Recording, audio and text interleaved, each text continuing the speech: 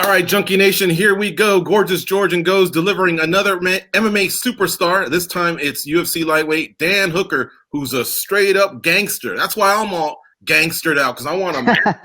This is the guy that gets down. Did you see his fights in 2020? Holy cow. Both of them were up for Fight of the Year. What's up, Dan Hooker? How you doing? Yeah, I'm well. I'm just about to head off to the airport, jump on a plane, and get to Abu Dhabi. All right. Now I'll become the MMA media member. So listen, are you doing the whole New Zealand to Vegas to Abu Dhabi thing, or did they finally figure out some shortcut so you don't have to take two 16-hour flights? Nah, I'm definitely not doing that trip. They tried, but they failed. I was unwilling. We can fly straight. One stopover in KL, Kuala Lumpur, and then we head direct. I think it's 20 hours travel time all up. Wow. And do you guys get the whole private deal as well? Like, did they send you guys like the private jet, or are you now flying like commercial? Commercial, mate. I'm in the cattle class, economy class. They got me at the back for 20 hours. They're trying to cramp my legs up, but they don't know I've never been in business and I'm too experienced at economy. George, I gotta step in for a second. So we know your route there, but what I can't get over is your route home. So you got to quarantine for about a month before you can even get home, and then when you're there, you got to go through their quarantine as well? Nah, so the way it is with New Zealand, there's only like a certain amount of vouchers in our or spots available in our quarantine facilities. So there's only about 4,000 spots at any one time. So you have to get a voucher for the spots, and you have to book in for the spots. And I booked in 2 months ago, but that still left me February 21st is the earliest that I could get a spot in quarantine. So I've got 4 weeks where I'm killing time in Abu Dhabi before I can come back to New Zealand and do my 14-day quarantine. Wow, man, that's brutal, man, because you got your family. So you told us after this interview you're gone. So that goodbye to the families is not like a typical fight where you're back in a week or so. I mean, this one, or maybe even 10 days, it's going to be way longer. Nah, so I'll leave today. I think it's the 12th of January, and then I see them again March 5th.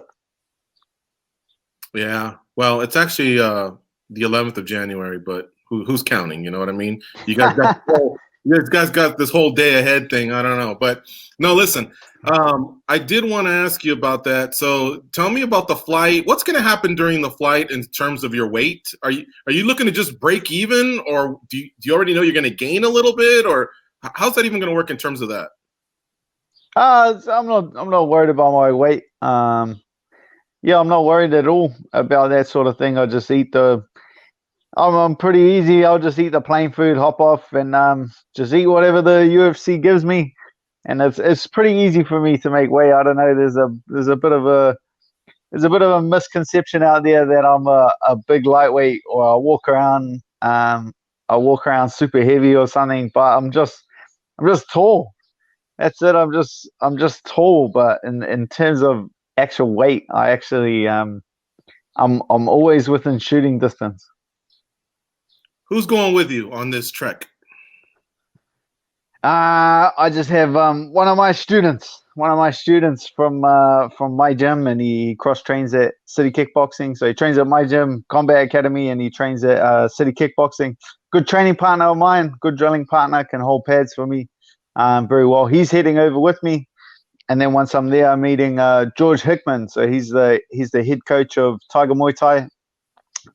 I've worked a lot with him in the past when I was living and training in Thailand and Phuket at Tiger Muay Thai. So yeah, there's an old head in the corner. There's a man with a good head on his shoulders, and then I got the young buck that I can chuck around and train with for the next 2 weeks.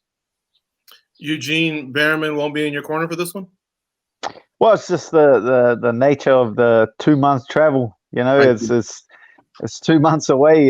You know mean that he misses out on 5, 6, 7 more of the other guys that are set to fight. So I completely understand like where he is, but this is a sport of opportunity. So he greenlit the fight. He knows what it is. He knows he's confident in my ability, and I feel like 99% of the work has already been done before I get on the plane. I feel confident in our preparation. Dana White said earlier today that the fight with Poirier and McGregor won't be for the title, regardless of his meeting with Khabib Nurmagomedov. What are your thoughts on that? And what are your thoughts on where you fit with a win over Michael Chandler? My personal opinion is, Khabib stepped away. I think Conor and Dustin should be for the belt. I feel like that should be a title fight. But regardless, whoever wins that, their next fight, whether that's against Khabib or whether that's against the number one contender, that'll be fighting for the title. It was Michael Chandler popped up on my radar where they put him as the backup for the title fight, as the guy that was going to get the shot if Khabib or Gaethje, if something happened to one of them. So I feel like with a win over him, I take that spot. I take all of that hype that's behind him, and I put myself back in title contention. I know you guys have done your homework. I know you've researched Michael Chandler, watched some of his fights.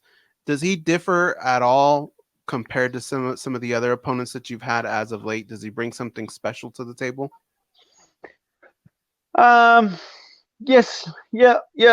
He's orthodox. He's got a good right hand. There's a lot of similarities there between Ella Quinta, Paul Felder.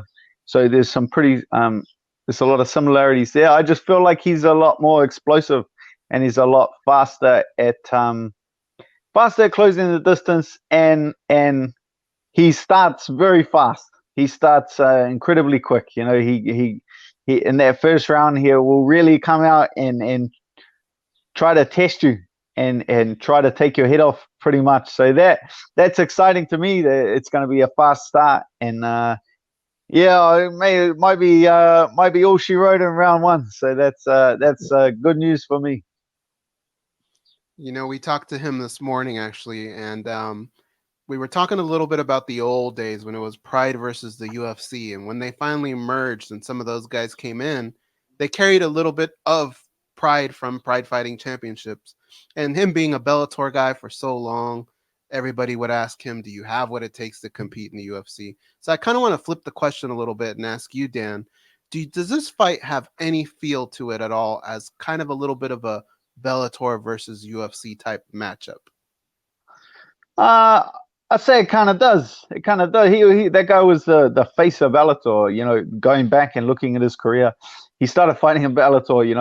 His second or third fight was in Bellator, so he's been competing at that level for an incredibly long time.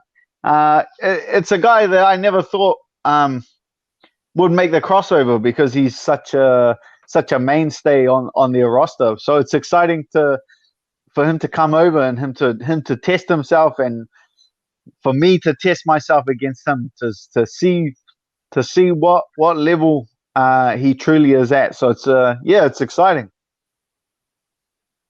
Like Go said, we did speak to him earlier, and look, I'm not gonna lie, I love it when the fighters engage in a little bit of trash talk. So all we did was mention we were going to talk to you later, but man, he had the nicest things to say about you. He's excited to compete against you, and he respects you obviously as a fighter, and says you're a great person. And honestly, I was cool with that because it's got to be organic. If two people really dislike each other and they got to settle it, then great. And if not, then let's just watch the competition, because the skills are amazing that you guys possess, especially in that 55 weight class, 155 weight class. Speed, power, agility, all the techniques. I mean, you guys bring it all. Yeah, man. I'm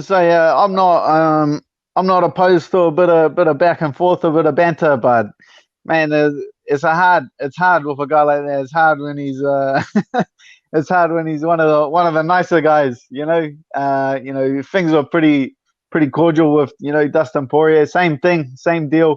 a consummate professional. So I feel like Chandler's the same thing. Just a consummate professional, and I feel like this fight, people are intrigued by it already. They're intrigued by how Michael Chandler will do in the UFC, or coming up against me, a big, tall, dangerous guy. So I feel like the matchup sells itself regardless. I told him jokingly that I felt like after he's done fighting, he could probably be a good action star, because I don't know if you follow him on Instagram, but he does a lot of like stunts and a lot of agility stuff. He's just in good shape, and he does a lot of cool stuff. And I wanted to, and he told me, get the camera together, get a budget, let's do a film, blah, blah, blah. And then I started thinking, all right, I'm going to ask Dan a similar question. If we do one of those action adventure movies, would you want to be the bad guy if I cast him as the good guy? Or vice versa? Happily. Nah, I'll be the bad guy. He can be the good guy. I'll be the bad guy. I'm happy. I'm happy to take that spot, but I don't think movies are too far in my future.